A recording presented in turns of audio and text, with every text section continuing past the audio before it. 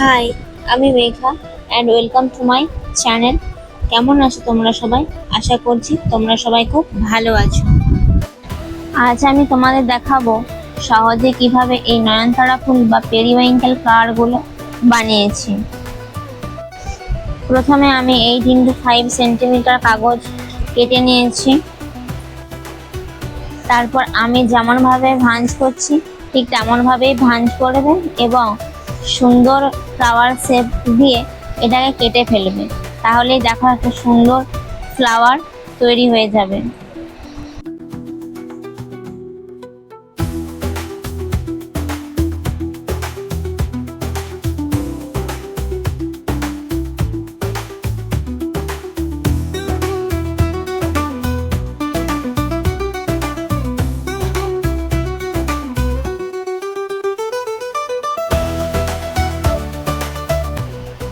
এইভাবে আমি অনেকগুলো ফুল বানিয়েছি।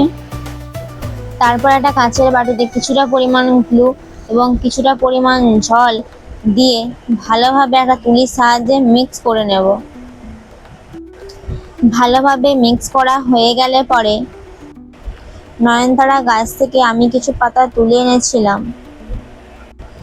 পাতার উপর একটা টিস্যু পেপার দিয়ে হালকা করে আঠা দিতে থাকবো এবং আমি 4টা টিস্যু পেপারকে এইভাবে ব্যবহার করেছি।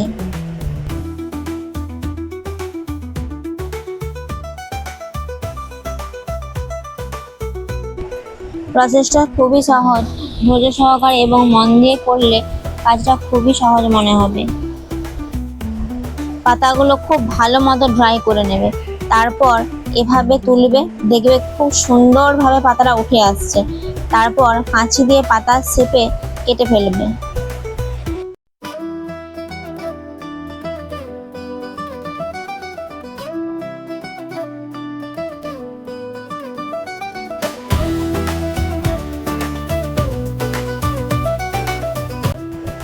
এভাবে আমি অনেকগুলো পাতা তৈরি করে ফেলেছি, তোমরা দেখতেই পাচ্ছ। এরপর পাতাগুলো কালার করার পালা। পাতাগুলো কালার করে পর ফুলগুলো কালার করে ফেলবো। দেখো আমি কতগুলো ফুল কালার করেছি।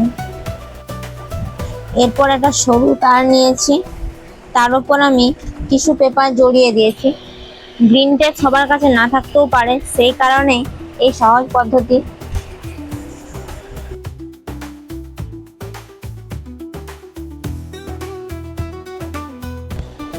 এরকম কৌটো সবার বাড়িতেই থাকে, এটাকে আমি টব হিসেবে ব্যবহার করেছি। এর মধ্যে প্রথমে কিছু গিটি দিয়েছি, তারপর দিয়েছি থার্মোকল এবং সুপার ক্লে, তারপর ব্রাউন কালার করে দিয়েছি। একটু ভারী করার জন্যই গিটি দিয়েছি, যাতে টবটা উল্টে না পড়ে যায়।